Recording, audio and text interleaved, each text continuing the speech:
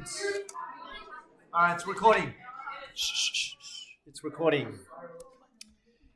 Here we go, exercise 1K. So to do these questions, again, they're just modeling applications. You need every other skill beforehand. So let's look at this example. Example 1, it says, thanks team, the sum of the ages of two children. So we know that the sum means add the ages of two children is 20. So the sum of two. So let's just say age 1 is X and the other person is Y. So X plus Y has to give me 20. Then the other comment is the difference in their ages is 8. So let's assume that X is older than Y. Okay, so X must be bigger than Y. Then that means that when I subtract the larger minus the smaller number, so X minus Y, that should give me 8. So if Tim is the older brother, so that means X must be Tim then. So that means let X equal Tim's age. That means Y must be Tina's age. Then in that case, you've got two equations. You've got equation 1, equation 2, and it says find out what Tim and Tina's age is. The hardest part here is to set up. Once you start to set it up, then you can then go back to what you've learned in linear applications. So here I can see you've got X plus Y is equal to 20, and the other one is X minus Y is equal to 8. You can choose whichever method you want, substitution or elimination, because clearly this is a simultaneous equation. You've got two unknowns and two equations to solve. So here I would probably use elimination method. Elimination method. Would you add or subtract? Can I please have, let's go with Sean. Would you add or subtract equation 1 and 2? Yeah, and either way is right. You could subtract or you can add. It's up to you. So if you want to remove the X column, X take away X, so that means equation 1 take away equation 2, that would have worked. But if you want to remove the Y, then positive Y plus a negative Y would have cancelled out. So it's up to you whether you want to add or subtract. Either one would have been correct. So in this case, I like adding. I don't like subtracting. So here we go. I do equation 1 plus equation 2. And what I get is, I'll make this a bit smaller. It's a bit too large. Let's make it a bit smaller. And so that means X plus X gives me 2X. Positive Y plus negative Y cancels out to be 0Y. And then 20 plus 8 is 28. So that really gives me 2x is equal to 28 because 0 times y is 0 and 0 plus 2x is just 2x. And then finally that means x, which is Tim's age, must be divide both sides by 2. Because remember in between the 2 and the x is times, opposite of times 2, divide 2. So 28 divided by 2, let's work that out. 28 divided by 2 is 14. Now I've got Tim's age. How do I find Tina's age? Let's go with Emily. How do you find Tina's age?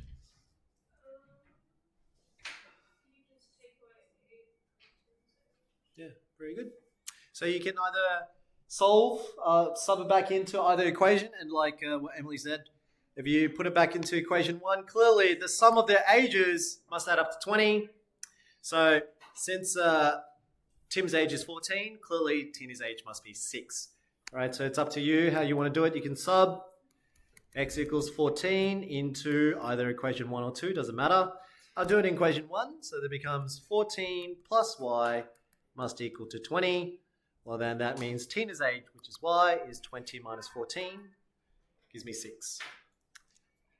All right, so the setup is key, especially when the questions get harder.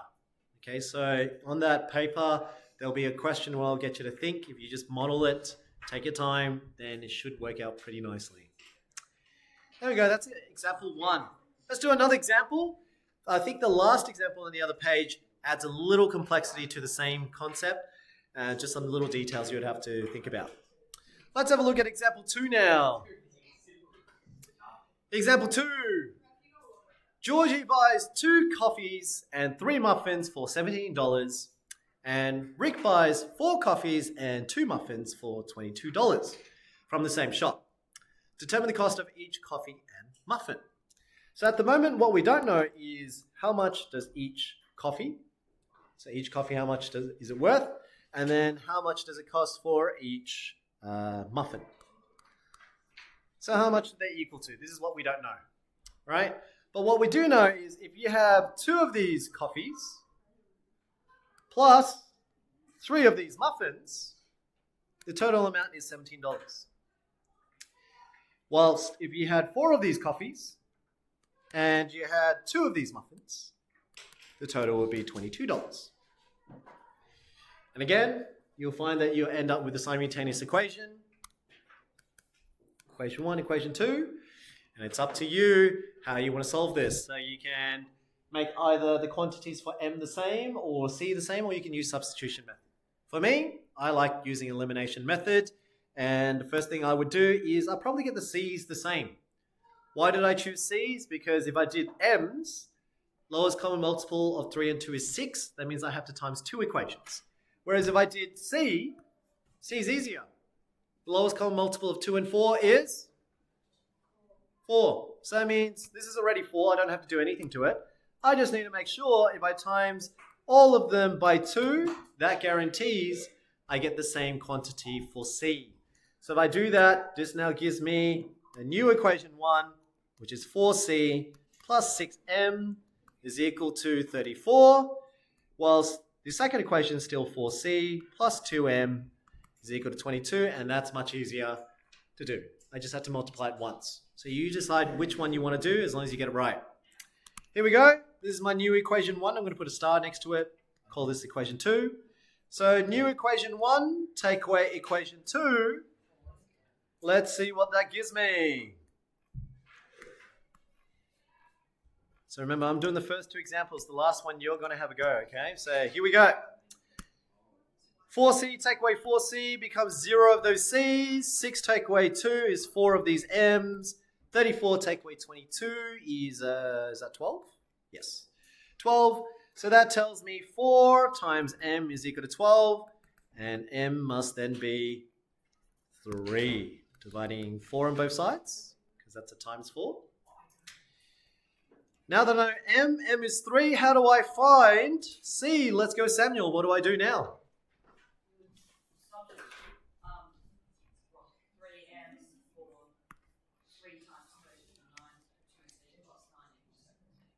Very good. So you can sub it back into either equation 1 or equation 2. It's up to you. So in this case here, since we know M is now 3, you can sub it back into equation 1. And you'll get 2C plus 3 times 3 is equal to 17. That becomes 2C plus 9 is equal to 17. Take away 9 on both sides. Gives you 8. And then C is equal to 4. So far, so good. Still elimination method, what you've done last week, but we're applying it, so you have to model it. Now, the one on the back of the page is a bit trickier. Same idea, but modeling it is key. So I'm going to give you, let's make it 5 minutes. It's 2:18 at 2:23. Let's see if you modeled it correctly. Yes, that would happen if you model it wrong. Going through. All right, it's recording. Here we go. Here's a common error here that occurs. It sort of slipped by the 5 years ago and the 8 years time. Now, most students will get the first one. So they say 5 years ago. So that you would say, well, if I'm X years old now, 5 years ago, you would be X minus 5. Correct?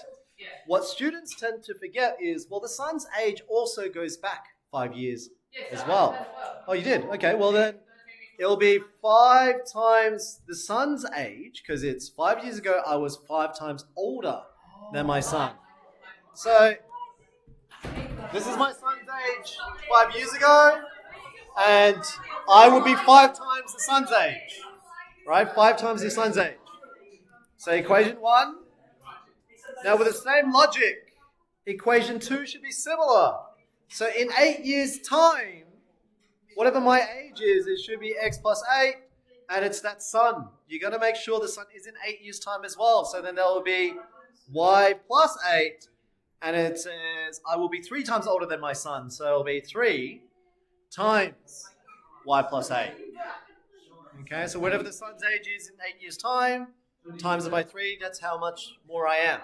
in 8 years' time. So now, if you simplify that, expand and simplify. So let's go. I'm going to expand and simplify. Let's bring it across. I should now have x minus 5 is equal to 5y minus 25. Maybe I'll rearrange this too. I'll keep all the numbers on one side and all the letters on one side. So x minus 5y is equal to negative 20.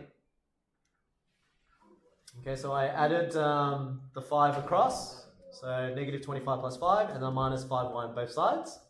I just moved it across. I skipped a step there. Okay, so I moved the 5y across and negative 5 I moved it across as well, all in one step. So this is my new equation 1. That's my new equation 1 with the x and y's together. Then I do the same for the second equation. And that gives me what? X plus 8 is equal to 3y plus 24. Keep the y's and x's on one side and numbers on the one side. So that gives me x minus 3y is equal to 24 take away 8, which is 16. So this must be my new second equation. That's my second equation, and that's my new first equation. And then let's see what numbers we get here now. All right, so for me, elimination method, it looks like the x's are the same, conveniently. So maybe I'll just subtract them then. So I'll subtract, let's do maybe equation 2 take away equation 1. Okay, so if I do that, equation 2 take away equation 1. So this is the new one. Let's put a star on each one.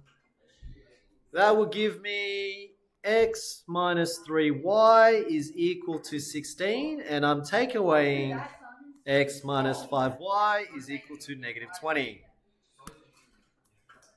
Let's find the difference. 0. 5 take away 3 is 2y is equal to what's that? 36. So y must equal to 18. So that means the son's age is 18 years old. Makes a bit more sense. And then the dad's age then, or my age would be x. So to find x, you got to sub y equals 18 into, let's do equation 2 because the numbers are smaller. So that brings me to, what's that? X plus 8 equals 3 times 18 plus 8. What's 18 plus 8? 26. 26 times 3. What's that?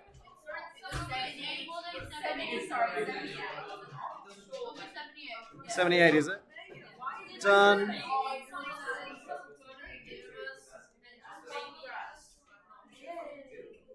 So what we got? My age is 70, and my son's age would be 18. How's that feel? So the key part was that years ahead. That is still correct, mathematically, right? All right, I'm going to stop the video.